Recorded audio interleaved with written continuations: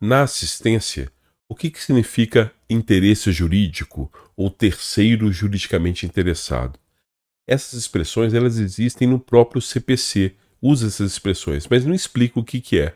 E aí eu quero explicar para vocês o que significa esse termo, que é muito importante para entender o cabimento da assistência.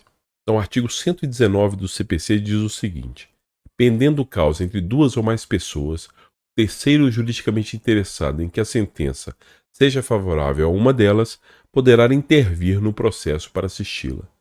Aí nós temos aí uma hipótese de cabimento mesmo da assistência. Na assistência, o terceiro precisa ser juridicamente interessado. Por isso é que eu perguntei para vocês o que significa terceiro juridicamente interessado ou simplesmente interesse jurídico.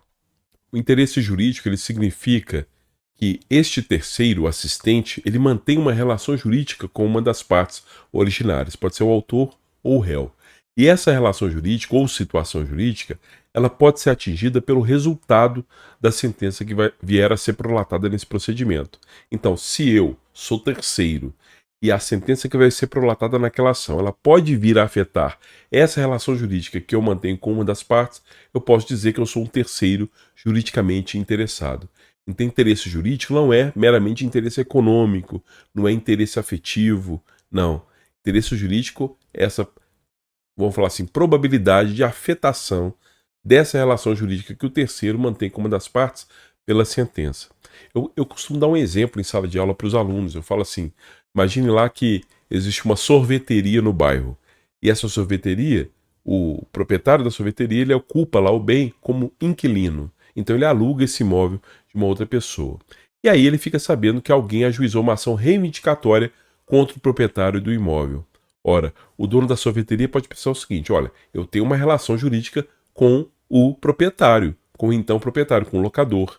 Então ele vai pensar o seguinte: peraí, se porventura o locador vier a perder o imóvel, a propriedade do imóvel, nesta ação reivindicatória, essa relação jurídica que eu mantenho com ele, que é o contrato de locação, pode vir a ser afetado pela sentença.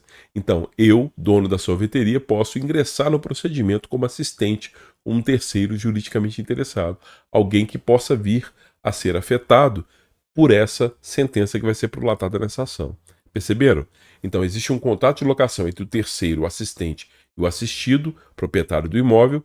Uma outra pessoa ajuiza uma ação reivindicatória, reivindicando a propriedade desse imóvel, e essa sentença pode vir a afetar essa relação locatícia que o terceiro mantém com o assistido. Aí a gente fala que é terceiro juridicamente interessado ou interesse jurídico capaz de habilitá-lo a ingressar no procedimento como assistente.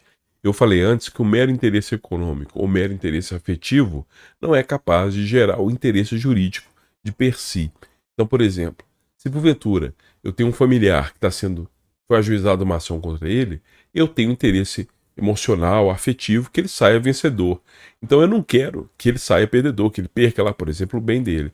Eu não posso, por esse motivo, requerer meu ingresso como assistente. Não é possível. Porque, vejam só, eu não tenho relação jurídica com aquele meu familiar. Ele não vai ser afetado pela decisão. Então, veja, nesse caso, o mero interesse afetivo não é capaz de habilitá-lo a ingressar, por exemplo, como assistente. Então, mero interesse, meramente econômico, quer dizer, você prejudicar de alguma forma economicamente, sem ter uma relação jurídica com uma das partes. O mero interesse afetivo ou emocional não habilita, não é a mesma coisa que interesse jurídico, que é essa chave de ingresso aí do assistente na ação. Tudo que eu falei aqui nesse vídeo consta no meu livro. Se você quiser conferir, clique aí na descrição.